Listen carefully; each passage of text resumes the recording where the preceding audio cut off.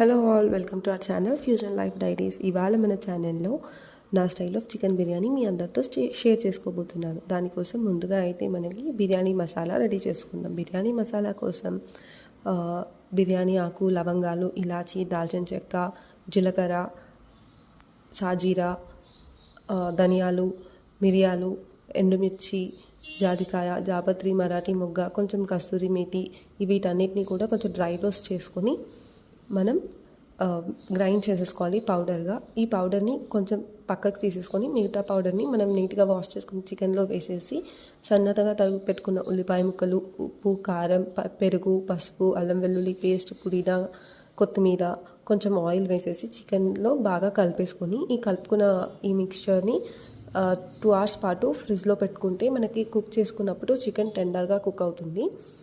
ఇప్పుడు మనం rice cook చేసుకునేటప్పుడు ముందుగానే నానబెట్టేసి పెట్టుకోవాలి రైస్ని. అలా నానబెట్టుకున్న రైస్ని కుక్ చేసేటప్పుడు వాటర్లో కొంచెం ఆయిల్, అలాగే కొంచెం బిర్యానీ ఆకు, సాజీరా, లవంగం ఇవి వేసేసి 70% వరకు కుక్ చేసుకోవాలి.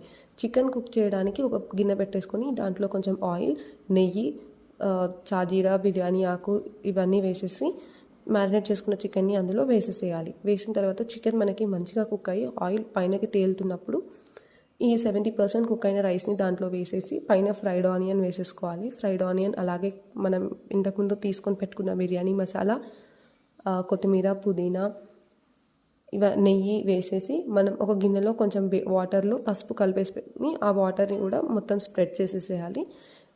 ఇలా ఈ రైస్ని మనం లిడ్ పెట్టేసి 20 minutes పాటు లో ఫ్లేమ్లో అలాగే 5 minutes పాటు హై ఫ్లేమ్లో దమ్ చేసేసుకోవాలి. టేస్టీ బిర్యానీ రెడీ అయిపోతుంది. Please do like, share and subscribe.